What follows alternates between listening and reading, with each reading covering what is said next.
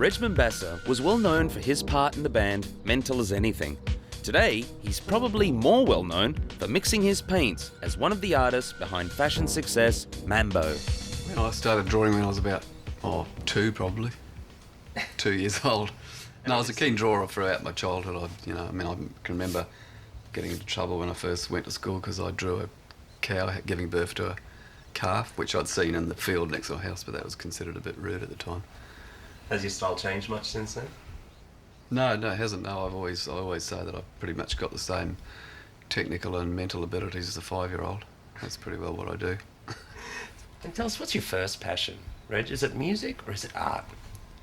Well, I have to say probably art, because I was kind of doing that keenly as a little kid. I didn't really start playing an instrument till I had a few piano lessons when I was about 12, and started playing the guitar when I was about 15. So I guess the art came first in a way.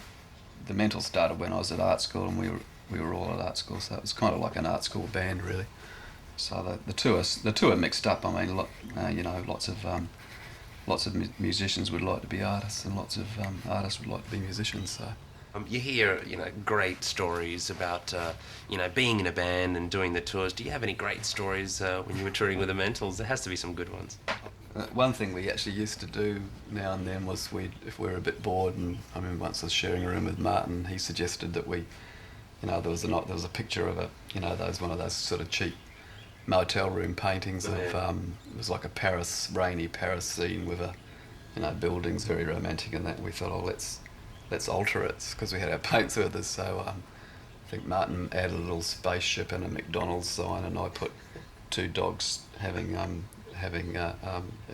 making love as they do, and apparently we heard later that some roadies had the room, and they were sort of lying there fairly plastered on their beds, and then they were looking at the painting, and they noticed the dogs, and they just started having a good laugh about that. Now, I've heard the term Reg Wisdom, and I know in '95 Mambo produced the Book of Wisdom. What is Reg Wisdom? Well, there's probably an element of irony in that. It's more sort of ridiculous nonsense rather than wisdom, but some people might find it to be some wisdom in it, but I would tend to doubt that. I wanted to talk about one particular song. I'm not going to harp too much on the Mental as Anything, but the nips are getting bigger. Now, I've had much discussion as to what that actually means.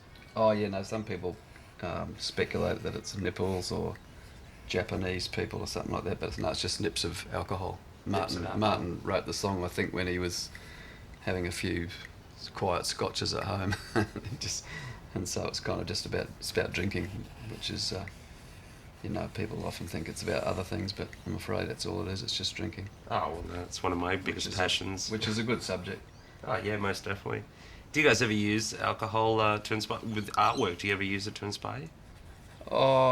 Not specifically, but I mean, sometimes you might, sometimes you may do. I mean, I find it's better to work when you're completely sober, otherwise you can mess things up. But sometimes, if you are slightly plastered, you might think of something that you wouldn't normally do, or do an interestingly messy drawing or something, but it's certainly not essential. What's this piece that you're doing for us here? I'm just drawing an Australian worker after the new IR laws come in, and the new terrorism laws, as a matter of fact, because everyone will be pretty well shackled and manacled. Thanks a lot, mate. See you later. For your time.